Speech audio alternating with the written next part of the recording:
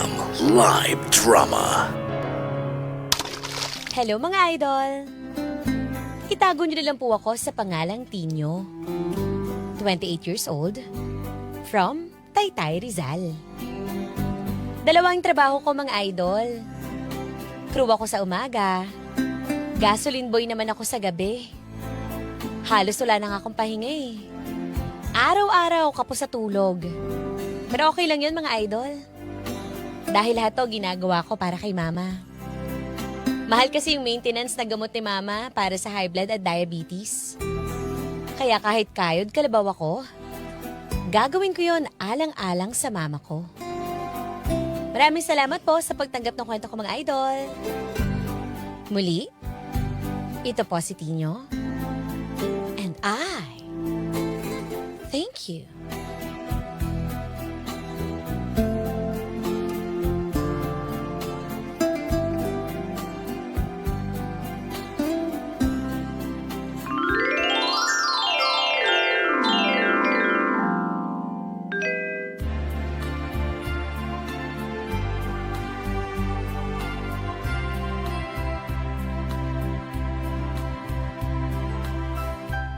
Happy birthday to you. Happy birthday to you. Happy birthday, Ma. Ay, salamat anak. Nag-abala ka pa. Sinabi ko sa'yo huwag ka na maghanda. Pa, hindi naman pwede yun. Meron ako ditong dalang cake para sa'yo. Tsaka meron pang fried chicken at meron pang spaghetti. Ay, nako. O sige. Alam mo naman di ako kakain ng cake, spaghetti. Sana, gulay-gulay na lang anak. Ma naman, ngayon lang naman yan eh. Tsaka hindi naman araw-araw eh. Special na araw mo ngayon, birthday mo ngayon, kaya malaya ka kung anong gusto mong kainin. Ay, sige. Lagay mo lang. Ay! Happy birthday, Ma! Happy birthday! Ay, anak! Happy birthday, Ma! Ay, anak! Ay, mabuti na lang na nandito ka! Teka lang, Rona, ba't hindi ka naman nagsabi? Napupunta ka pala. Akala ko hindi ka matutuloy dito sa bahay. Ano ka ba? Siyempre naman pupunta ako sa birthday ni Mama. Ma! Surprise! Ma, regalo ko lang sa'yo t-shirt ha. Ay, ang ganda! Gusto ko ito, anak. T-shirt, thank you! At hindi lang yan. Meron pang regalo. Ito, cellphone! Ay, bongga! Thank you, anak! May pera ka pala, Rona. Dapat, yung binili mong cellphone, binili mo na lang ng pang-maintenance ni nanay. Oy, ano ka ba? Mahiya ka nga sa kapatid mo. Alam mo naman ang kapatid mo may asawa na. Kaya syempre yung gagastusin niya sa asawa niya. Oo nga kuya, ano ka ba naman? Birthday na birthday ni Mama, naggagaganyan ka. Ma, masaya ka ba sa regalo ko? Oo naman, Aldak. Ang ganda-ganda. Thank you ha, nagabala ka pa. Oh, teka, halika rito. Dito ka muna kumain. Ay, ito, bumili ang kuya mo ng maganda. Ay, upo ka na, anak. Upo ka na.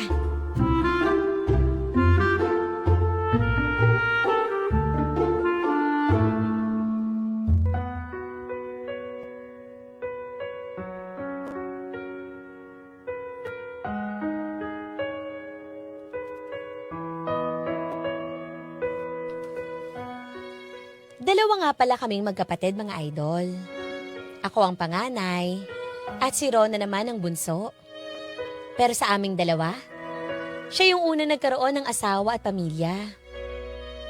Sa totoo lang, alam kong big time yun ang pang-asawa ng kapatid kong si Rona. Pero ni isang kusing, hindi sila nagbibigay ng pangsustento sa pangangailangan ni Mama. Sarili nga lang nila yung iniintindi nila eh.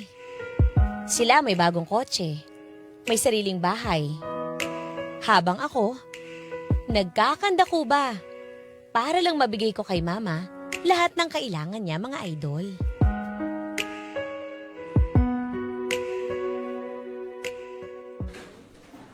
Maraming salamat po, Doc. Sige, alagaan mo yung mama mo. Nagro-robing lang ako. Aray ko. Oh, ano sabi ng doktor? Ma, kailangan mo i-take yung mga maintenance mo. Yung mga gamot mo. Dapat hindi ka nagpapalagpas ng oras o araw na hindi ka umiinom ng mga gamot mo. Kailangan na kailangan mo raw yun, sabi ng doktor. Ayoko na dito sa ospital. Sinabi ko na ba sa'yo? Hindi ako makatulog kagabi pa. Pero ma, meron ka pang kailangan na gamot na i-take dito. Ay nako, okay lang naman ako eh. Nai-blood lang naman ako kagabi. Sinugod-sugod mo pa ako rito. Hindi ganun talaga ma. Siyempre nag-aalala rin ako sa'yo eh. Ma! Anak! Ma, ano nangyari, ma? Ma, no-hospital ka. Anak! Anak, ang hirap-hirap dito sa ospital. Alisin mo na ako dito, anak. Ma naman, wag mo naman iyakan si Rona. Hindi pa naman kayo mawawala. Kuya, ano ba yan? Sana inaalagaan mo si mama. Tignan mo, oh. Ma! Anak, punasan mo ang katawan ko, anak. Di ako pinupunasan ng kuya mo. Kuya, pupunasan lang si mama. Hindi mo pa magawa? Ma, nung isang gabi pa tayo dito sa sa ospital tsaka binabantayan kita at inaalagaan. Rona, anak, sana ikaw na lang ang nandirito. Kailangan kita dito, anak. Samahan mo muna ako dito, anak. Please, anak. Sige, ma. Samahan muna kita. Pero hindi ako makakapag-overnight, kasi nag-aantay yung asawa ko, eh. Oh, Kitam? Busy yan si Rona sa pamilya niya, ma. Hindi ka maalagaan yan. Andito naman ako Babantayan naman kita Anak, ikaw na lang ang magbantay sa akin, anak. Anak, nakikiusap ako, anak. Ma, ano ba? O sige. Ako na lang magbabantay sa'yo.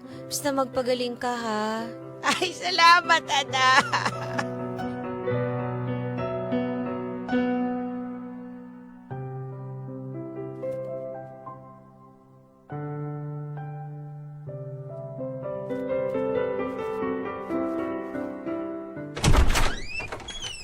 Dahan-dahan, ma.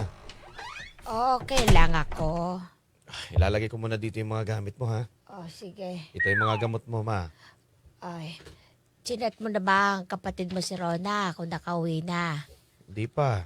Mamaya i-chat ko. Baka I-chat nasa mo biyahe pa na yun baka mamaya na paano eh. Sige na nga, ito na nga. I-chat ko na. Ay, nako. Oh, yan. Nasend na. Ay, salamat. Diyos ko. Sana naman, siya. Teka lang. Tignan mo, sumagot. Oh, nakauwi na raw. Ay, salamat, Diyos ko. Ma, may gusto lang sana akong i-open up sa'yo. Ano yon? Ma, may nagawa ba akong mali sa'yo, ma? Bakit mo naman natanong yan, anak? Kasi sa tuwing pupunta dito si Rona, iba yung lakas mo, iba yung saya mo kapag nakikita siya. Kaysa naman sa nandito nga ako parang hindi ko maramdaman. Diyos ko.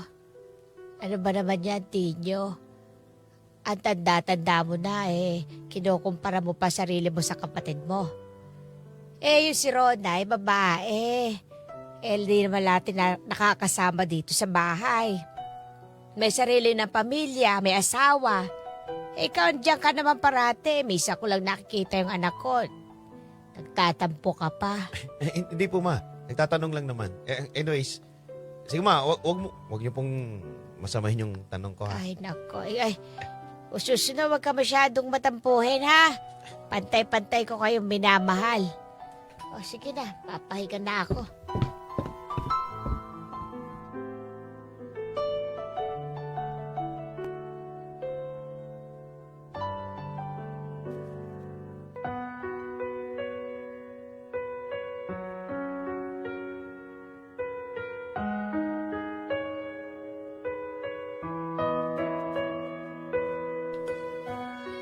Dumaan pa ang mga buwan. Pinagpatuloy ko na lang yung pagtatrabaho ko, mga idol.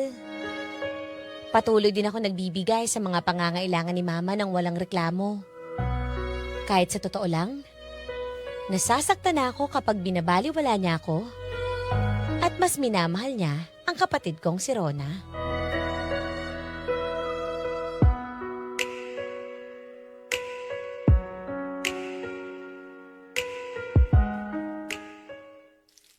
Ito, Uy, wag mong galawin yan, Tenyo. Para kay Rona yan. Pasensya na, ma. Akala ko sa akin yung niluluto. Para sa akin itong niluluto mo eh. Hindi. Ayun na! Ma! Anak, halika rito! Dito sa kusina. Wow, ang bango niyan, ma! Thank you, ma. Paborito kong ulam to, ah. O, kuya, kamusta? Okay lang naman. Yan, pinaglutuan nga ni mama. Para sa'yo daw yan. Anak! Halika, upo ka rito. Upo, anak. Sige po, ma. Excited na excited ka. Oo, anak. Kasi ngayon na lang ulit ako nakapagluto. Alam kong paborito mo to at alam kong darating ka. Tenyo, kumuha ka ng juice. Sige, ma. Kukuha po ako. Sige. Kamusta ka na, anak? Ano na balita sa'yo? Okay naman ako, ma. Ay, ito pala, siya nga pala, oh. Bigay ng asawa ko. Ito, pumunta kasi siyang Sambales, eh. Kaya, ito, pinagpitas kanya kuha kanya ng maraming mangga. Meron kasi silang farm doon, kaya siya na daw mismo nagpitas nitong mangga na to. Ma, mamaya kainin mo, ha, pagbabalat kita. Tenyo, anak, tubig. Dito na, ma. Bigyan mo ang kapatid mo, si Rona. Dahan-dahan lang, ha.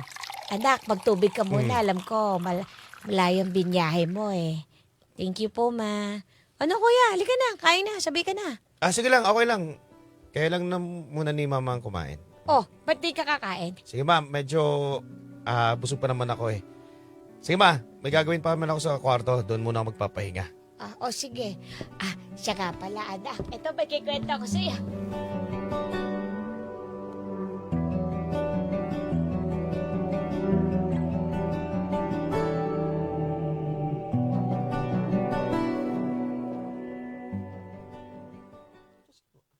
Sila mama. Kanina nasa kusina lang yan. Ma, hindi ko na kaya. Sabihin na kaya natin kay kuya. Ha? Ano siya sabihin? Ano ka ba, anak? Ano pinag-uusapan nilang dalawa? Huwag mo na sabihin sa kuya mo. Ayokong ito rin yung maging dahilan para lumayo ang loob niya sa atin eh. Anong lumayo ang loob? Ma, kasi naman, nakokonsensya na rin ako eh. Nakakonsensya? Minsan nakikita ko rin si kuya, parang nagtatampo na siya. Minsan nga pag nandito ako, nakasimangot na siya eh. Huwag mo sabihin sa kuya mo, ha? Tayo lang din na meron siya, kaya hayaan mo na lang, ha? Ayun ang pakiusap ko sa'yo. Tungkol saan yung pinag-uusapan nilang dalawa? Ay, sige ma. Tutuloy mo na ba yung legalities ng adoption paper ni kuya? Adoption?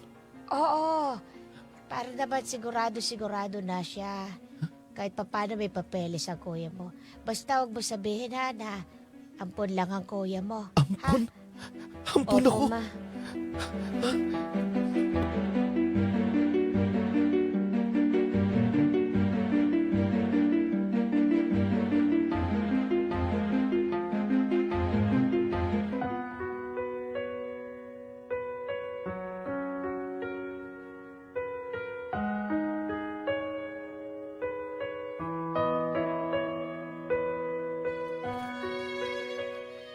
Hindi ako makapaniwala sa mga narinig ko, mga idol.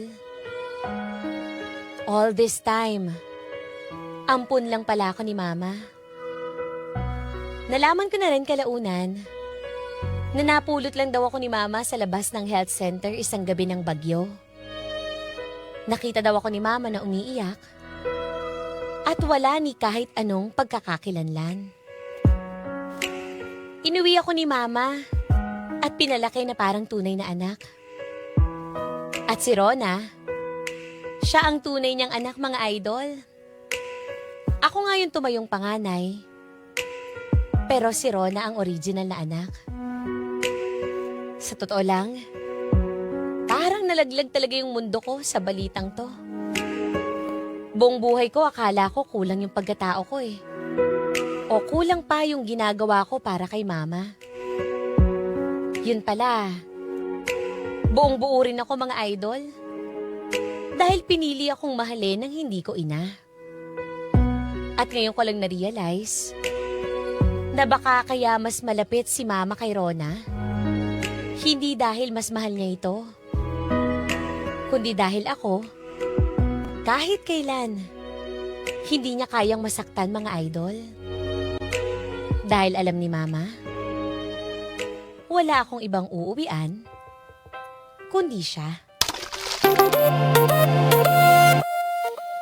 Mga idol, may kwento ka bang gustong ilabas? Sa yaman o sakit? May handang makinig. I-chat mo lang kami sa Facebook page 93.9 IFM Manila para bigyang buhay dito sa IFM. Dahil ang kwento ng idol, maririnig ko na yarn. Hindi lang sa radyo. Ang IFM live drama ay nasa Spotify na rin. Available din sa YouTube at Facebook.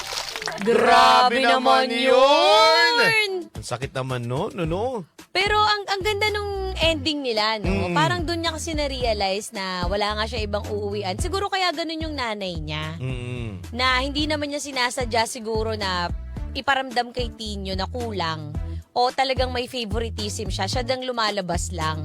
Pero at the same time, kinupkop at minahal niya si Tinyo, pinalaki niya bilang tunay niyang anak. Correct. Kaya yun lang sana yung tingnan ni Tinyo, no? Yung sakripisyo at pag-aaruga at pag-aalaga sa kanya, pagpapalaki sa kanya ng kanyang ina-inahan na Correct. sa ating kwento. Kaya sa mga ganyan, kaysa naman na maging Mapagtanim tayo. mapagtanim ka Oo. ng galit o di kayo naman sumama ang loob mo, magtampo ka, iwasan na yan. Kumbaga, kausapin mo na lang, magpasalamat ka pa rin sa kanila dahil sa kanilang pagmamahal at pag-aalaga sa iyo ay nakita mo ang kay ganda ng mundong ibabaw na ito. Correct. Kasi saka normal yan sa mga magkakapatid, Daddy Dong.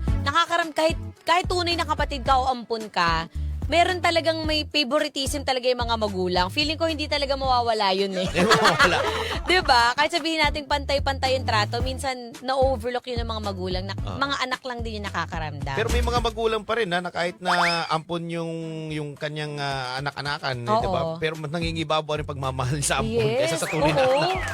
Talagang Diba? mas minamahal. Oo. Siguro iba kasi talaga yung yung care, tsaka Oo. yung pag-aaruga sa gano'n na alam mo na naampun mo siya, tas alam mong wala siyang ibang pamilya kundi ikaw. Kaya talagang mas isa-shower mo siya ng sobrang pagmamahal. Yeah, dapat magmahalan tayo mga idol. Yes, mahalin nyo na rin ako. Charot!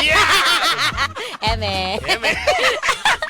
Thank you so much, mga idol. Thank you so much kay Tinyo, no, sa pagpapadala ng iyong napakagandang kwento. Salamat din, idol, at naka-stream ka ngayon sa Spotify. Alam ko yan, nakikinig ka na sa IFM Live Drama sa Spotify yan. Pwede ka mag-episode marathon. Anumang oras, anumang araw, panahon, umulaman o bumagyo, ikaw ay pwedeng makinig sa IFM Live Drama sa Spotify. Ate! Anong FM station ang pinapakinggan mo? IFM! Ano ulit? IFM! Ano? IFM nga ni! IFM nga ni! Oh, man! Narinig ko na yan!